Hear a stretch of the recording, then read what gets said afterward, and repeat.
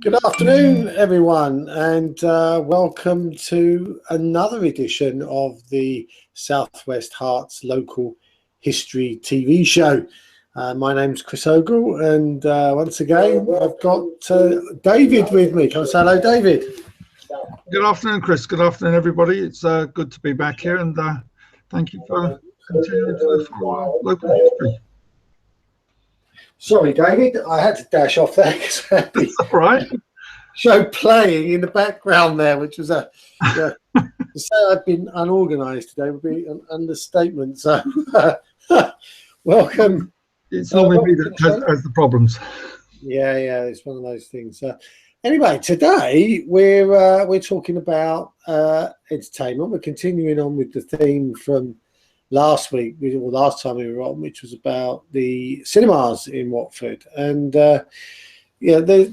Watford's been through, I mean, if I go back to my youth, there was only really the nightclub, which was, we're going to talk about quite a bit about that today. There was one nightclub, which was, in my day, it was Bailey's, when I first sort of knew about nightclubs. And then I worked in the other place, which was pretty popular, which was Rolls-Royce Sports and Social Club. And I worked behind the bar there for many years. And that's one of the other things we had here in Watford. We had a lot of very large businesses that had their own social clubs. And you say Rolls-Royce, of course, some printers had their one as well, which is still going. Yeah. And I could go back just a little bit further than you, Chris, because before Bailey's, I frequented Top Rank, as it was then, and also the New Penny in Queen's Road. So, yeah, Watford's had a history of this, but the site for Top Rank Bailey's has been there for over 50 years and still going strong. Yeah, now, the New Penny, I remember that. It was sort of sunk in the ground a bit. Didn't it become Sainsbury's in the end or something? Well, it was actually down Queen's Road, which I think has been incorporated now within the Into Centre, because right at the back of that you had a car park and an open market. So it sort of predates the Chartered Place Market and the Into Centre. So yes, it was a basement nightclub, as far as I remember. And of course, in recent times, we've had really since about 2000, I suppose, and the idea of the sort of cafe quarter as they pedestrianised the top part of the town. It became a real attraction with, like just rows and rows and rows of basically bars and clubs and stuff.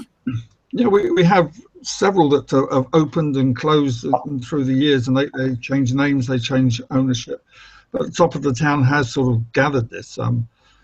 As a taxi driver during this period, then on a Friday night and Saturday night, about 2:30, 3 o'clock in the morning, you'd see 2,000 to 3,000 people just coming out of these clubs and trying to get home, which was great from my point of view, because that was a lot of work.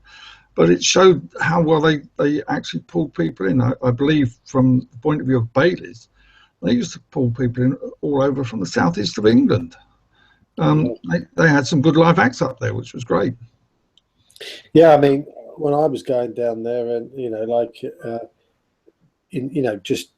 just happened to be going down there in the sort of 2004, around that sort of time, 2000 really, there was like 25,000 people in Watford on a Friday and Saturday night. It was a lot of people, a lot of queues to get into bars.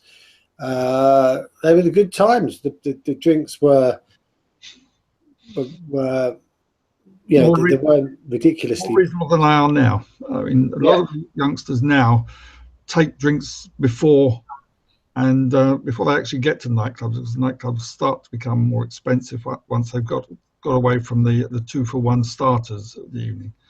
I suppose one of the changes there is that I remember as a teenager, we'd go out and we'd have a good time, and on the odd occasion we'd go out and we'd end up getting drunk. No two ways about it. That was what we enjoyed it. But having done work as a taxi driver and seen this in Watford, a lot of them go out now with the pure intention of getting drunk. They go out already drunk. Well, absolutely. I mean, it's one of those things. I'm very surprised that we don't have more trouble in the town centre than we do have. I have a daughter who's also and son-in-law are police officers in Watford, and yeah, there's a certain amount of trouble, but not as much as one might expect with a lot of drunk people.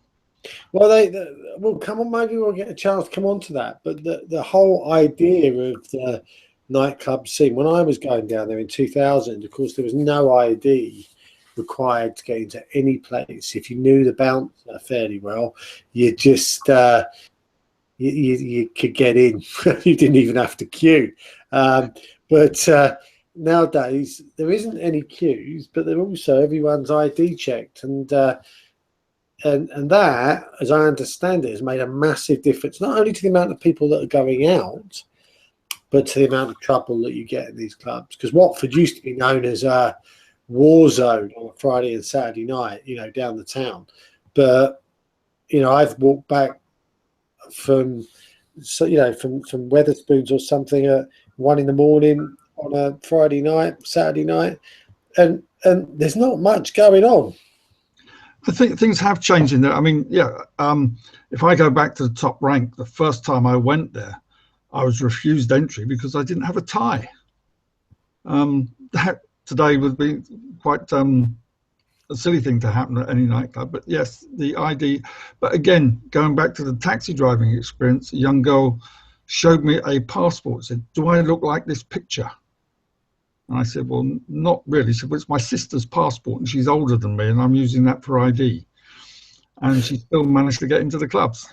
Well, I think the thing is they're gonna test the ID, and if the ID doesn't come up as trouble, then they're going to get in. Yeah, no one looks at the picture. It's like, where are you going to get a passport from? Female. You know, these girls can look very different, can't they? Oh, they can. I mean, they change appearances, hair colours and things like that quite often. So I can understand it's a very difficult job for bouncers to be able to be 100% certain on that. And yeah. Right. Door. Okay, so let's I'll do a bit of screen sharing. Let's see if we can get some pictures on of things that have been going on in the past, and let's see what we make of it. Let's have a look.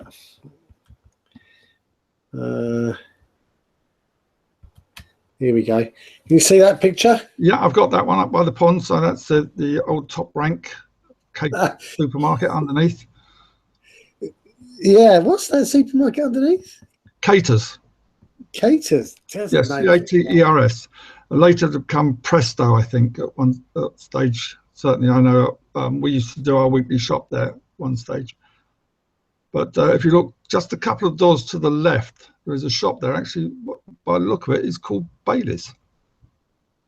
It is, isn't it? That's bizarre, isn't it? I wonder if that had any influence on changing the name. Well, that's of course what this place became afterwards, was Bailey's. But Top Rank Watford Suite. Yeah, they were always called Top Rank Suites wherever they were, and they were part of a chain which was throughout the country, and they did attract some very top class acts there. I mean, I understand at one stage we even had Glenn Miller and his band performing there.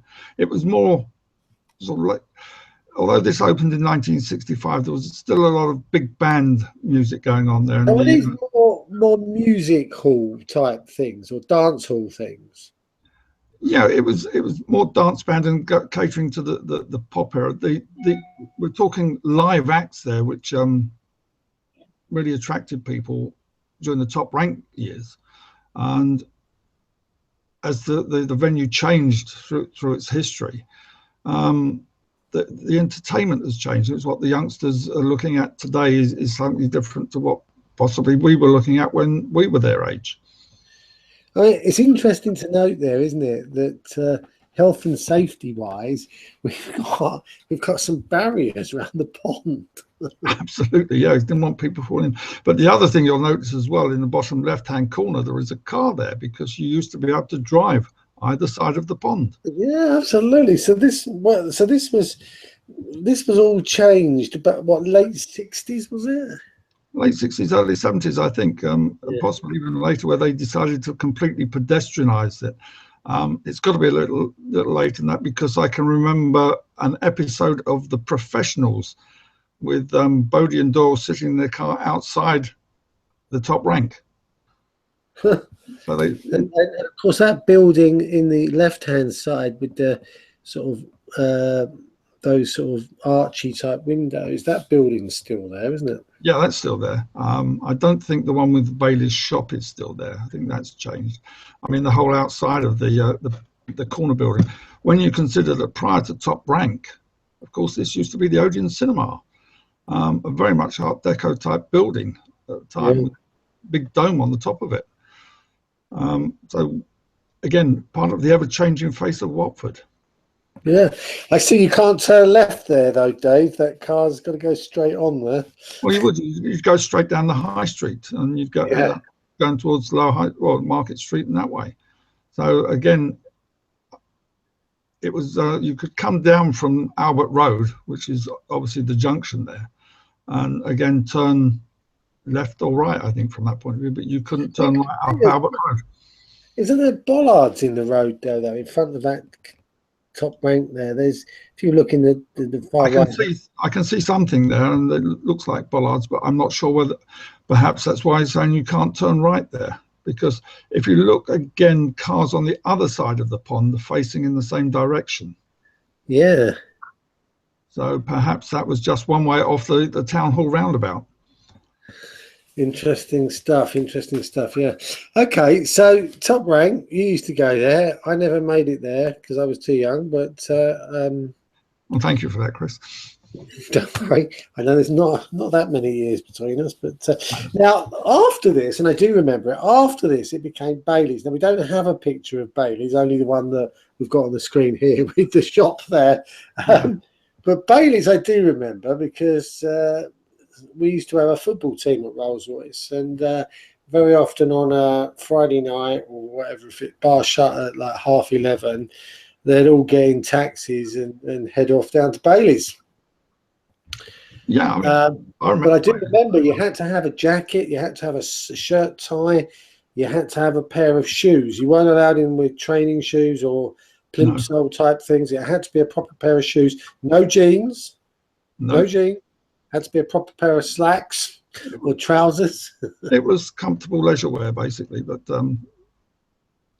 it was just keeping people into a sort of format, if you will, that they wanted it in their club. They recognised that they were getting top acts in there, so they wanted people to be presentable, I suppose. And I think that unless you got into a situation where you were getting gang colours or something like that going in, and they wanted to keep it nice and quiet. Absolutely. So we've got Bailey's, and then of course after Bailey's it became Paradise Lost. Yeah. Now, this I think was the first time we had some of this fairly psychedelic lighting going on, and you can see there that it got a bit more sophisticated. It was more sophisticated. We lost the live acts that we used to have there, and it became, again, each generation has their own sort of branding to put on these nightclubs, what they're looking for and what they enjoy. And I'm afraid now that I'm of an age where I remember rock and pop. But now you get things like house, garage, drum and bass, which I do confess I don't completely understand. And of course, this is reflected in what the night venues are offering. Yeah, and of course, this was all really primarily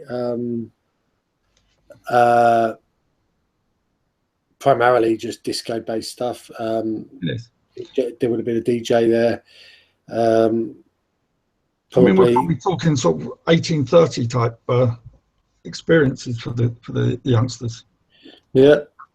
I mean, whereas Bailey's, we had live acts, and again that went across the whole spectrum of age groups in there, because you'd get. One of the best acts we had at Bailey's was someone called Martin St James, a hypnotist, and that always drew massive crowds because he got people to do things that otherwise they wouldn't do. And that, when Bailey's went, the live acts basically went from there. And again, more, as you say, more disco based, if that is a word we can use today. I don't know. Yeah, I do remember Paradise Lost. It wasn't a club I went in often because it used to cost you a £5 or something to get in, and that was like 10 pints or 15 pints in those days. It wedged out your drinking money, didn't it? Yeah. So you had to be a bit flush to use these places, but you were still lucky to have the Rolls-Royce Social Club. Obviously, I should imagine the ale in there was somewhat subsidised. Well, do you know what? When I was like 8, I think, and we're going to talk about table tennis another time, but they had a couple of table tennis tables there, and I was mad for it. And I remember, and I was 8, I think, at the time when we were going up there, and my dad was buying pints of Black Label, and they were 11 pence.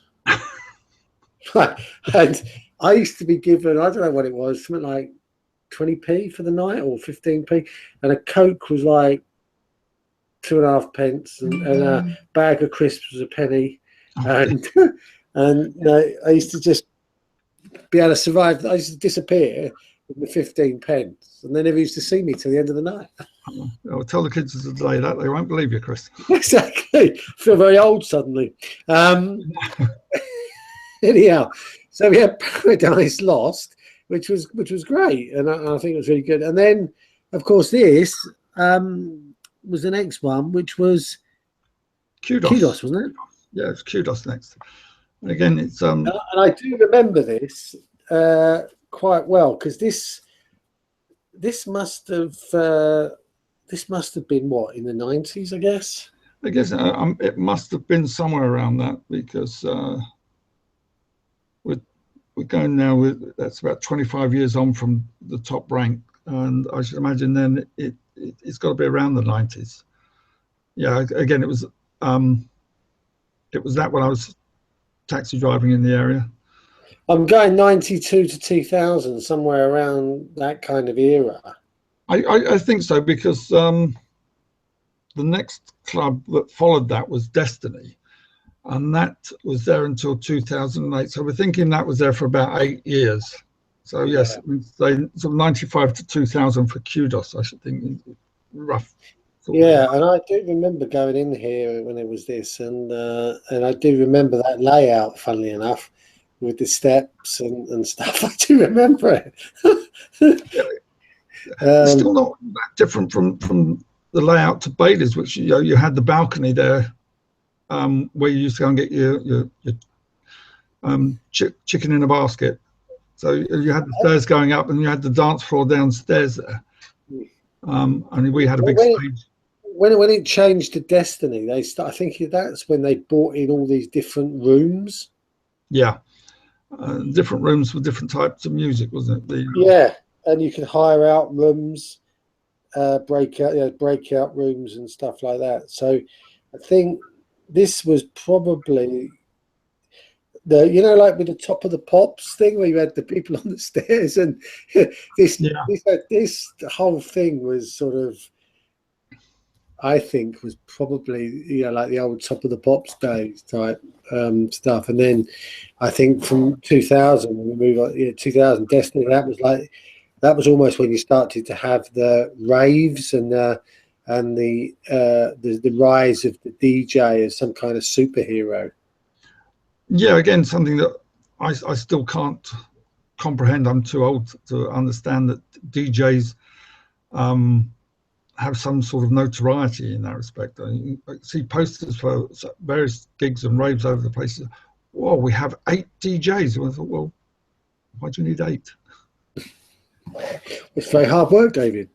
Of course, yes, putting a record on, or today putting a CD on, or you've got a complete mix of tapes already, or whatever it is that you I think they just bring some kind of drive they plug in, and it's all done. They just press play and stand there with their arms out wide, looking for adulation. Yeah, I mean, maybe I've misread this. well, possibly. I mean, yeah. I've seen pictures, film of some DJs, and when they were using vinyl and sort of moving them backwards and forwards to get a sort of scratch sound on them, and I'm thinking, well, why are you doing that? But again, it's an age thing, I'm afraid, Chris. That well, I think there was some skill in that. You know what I mean? Like picking the right part of the.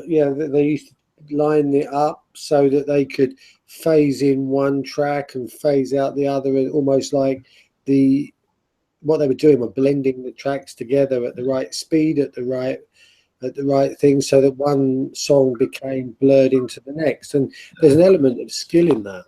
I should imagine it is, but the problem I'm having now is I'm beginning to sound like my parents. That when we started getting that more pop music, in my instance, is late 50s, early 60s, and when you had Elvis and Cliff Richards and things like that, and how the music changed, and of course it's forever changing, and sometimes it's for the good, sometimes possibly not. Well, the youngsters will tell you it's for the good, David, and stop being an old fuddy duddy. That's what they'll be saying. Well, I mean, the instance where a lot of music that I've heard in the past 10 years has been covers of songs that were around in the 60s. And I'd start singing along with them, so would my wife, and all of a sudden, hello? Hello? You still some screen went funny. I'm looking at myself again. Yeah, where my wife and I would start singing the along to it, and I say, well, how do you know the words to that? It's only just come out. Well, yeah, about 40 years ago or whatever. So again, there's a lot of coverage of stuff there, but again, there's a lot of new stuff, and you either like it or you don't, I guess. And then here we go. So this is Destiny. Oh yes, commonly known along the cab circuit as dysentery. Well, you've got multi-York down there now in the basement, isn't it? Wasn't that was that furniture? Or was that multi-York was a furniture shop? Yeah. Yeah. It just went round that corner, and it's again changed.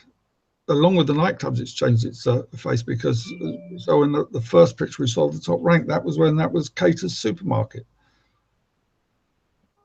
So that's changed now. I think it's something like Woo Woo or something of that nature. Yeah, I think it is. I think you're right. And that building is there by the looks of it to the left, but obviously they've changed the facade down the bottom there. But and that whole nightclub thing lit up there. And they did a lot of work on the door there as well downstairs, and I think they changed the layout of when you went in and how it all worked and stuff like that. But yeah, I've got memories of going in here as Destiny. Yeah, well, it's one of those things that it still draws the crowds. Whatever it's been, it's always drawn the crowds in there, which is good for the town in that respect, that we're getting people from all over the southeast coming to visit there and spending their money in Watford, which is what we like.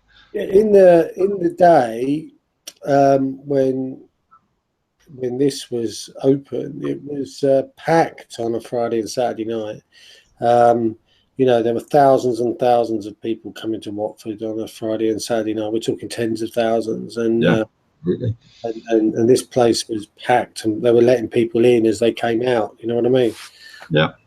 It was that kind of thing. You could only have so many people inside, and they'd only let you in as people left. So yeah, I mean, it's part of the health and safety, the fire risk. You're only licensed to have so many patrons inside on that, and say as some came out, more can go in, and it was like a revolving door in that respect. And it's interesting to see the street there, because that's all red parquet brick sort of flooring there. Yeah. Interesting stuff. Again, it's not too dissimilar now, is it? I mean, this is obviously pedestrianised by this time. Again, which made it much safer for the clubbers. I don't know how safe it is because they took the railings away from the pond, and if you've had a few drinks, then it becomes an attraction, doesn't it? Yeah, I think it's all right though. I don't think they go in the pond. And then we move on to Oceana. Oceana, again, another multi-roomed entertainment centre. Look at it, it's rammed in there, isn't it? Yeah, and lots of DJs in pride of place, but there are lots of breakout rooms around the first floor all around. I think they reduced the size of the main floor area a little bit, but and this is of course what it is at the moment. It is. I mean, looking at it, open till 4 a.m. The Super Duper Club. Yeah. God, yeah. So what are the plans nowadays? Prism, I hear. Yeah, new changing name yet again. This time, I mean, Oceana's been there since 2008. We're now looking for a new name coming on board, which is Prism, Pryzm. So another variation upon a theme, I should imagine.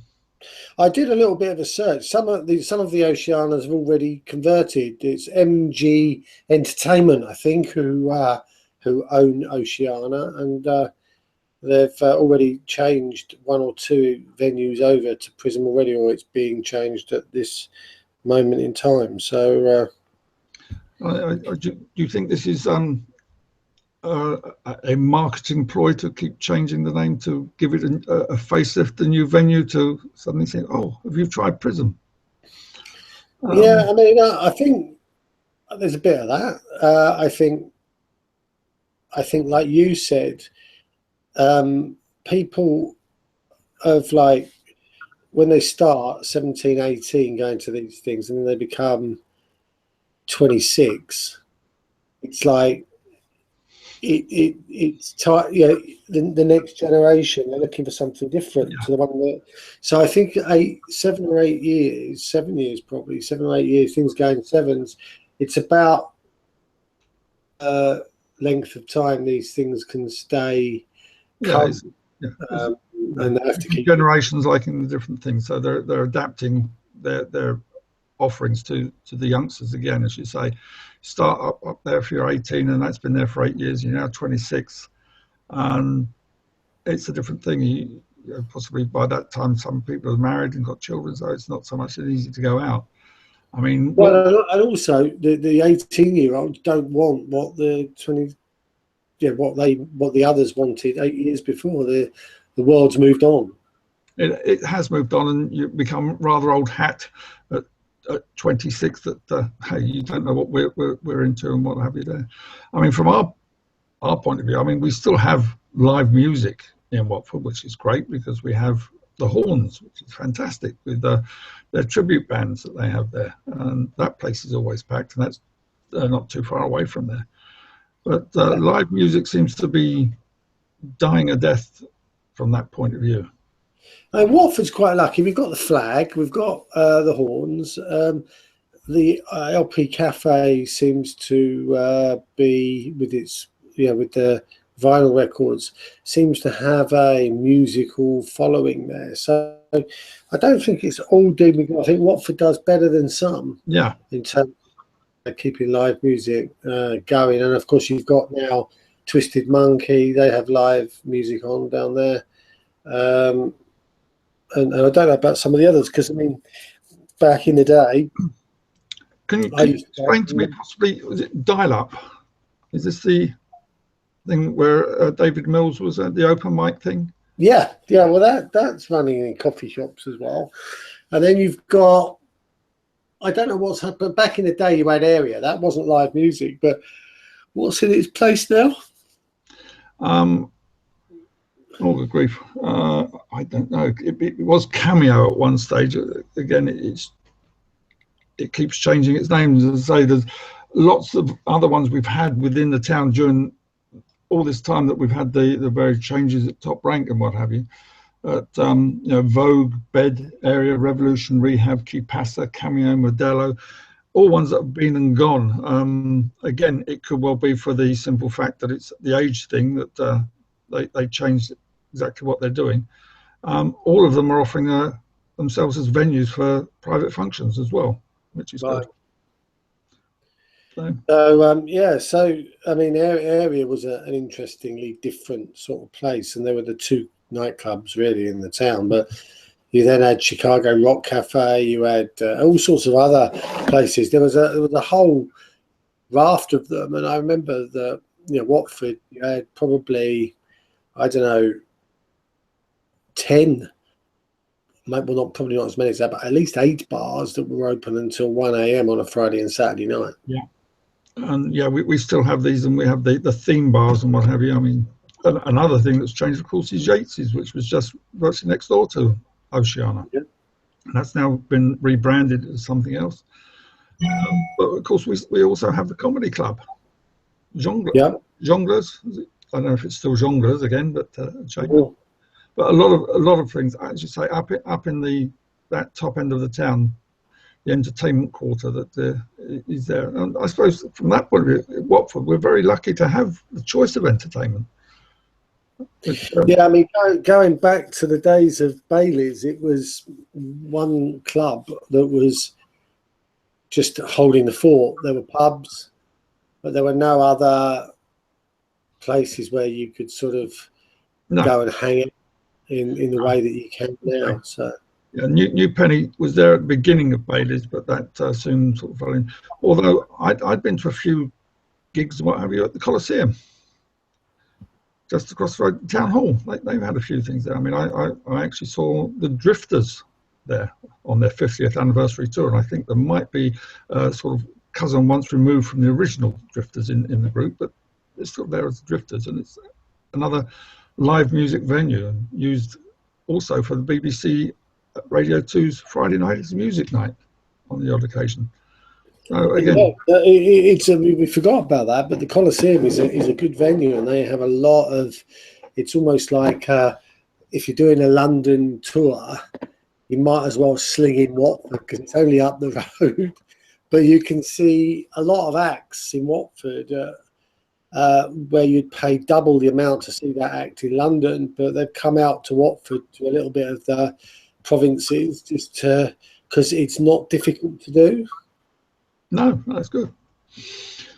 Right. All right, good stuff. Covered quite a bit there. Couple of weeks' time, what are we going to cover then? Well, I think we might go on to that other great big piece of entertainment that we have in Watford with a long history. It's got to be something like Watford Football Club. I'm sure there might be a few supporters out there. We might actually get one or two of them to come and join us on the show, possibly, and talk about their going to the game in the good old days. Yeah, in the days when Vicarage Road was sort of three-sided. I know it was three-sided a couple of seasons ago because one stand was sort of rendered unusable, but now they've got the brand new stand there, brand new ground, and let's have a look back on where we started with the Vicarage Road. Brilliant stuff. Okay, well, thanks for being on here, David, and have a trip down memory lane there with the nightclubs, and we'll do Watford next time, Watford Football Club. So in a couple of weeks' time, 3 p.m. on Monday, come join us, and we'll be talking about the history there. We'll see if we can get some people on to shed a bit of actual being down there in the ground, in the stands as they were then, and see if people can give us some stories. So we'll see. All right. Lovely. Thanks, David. Thank you, Chris. And see you all in a couple of weeks' time. Indeed. Thank you. Goodbye.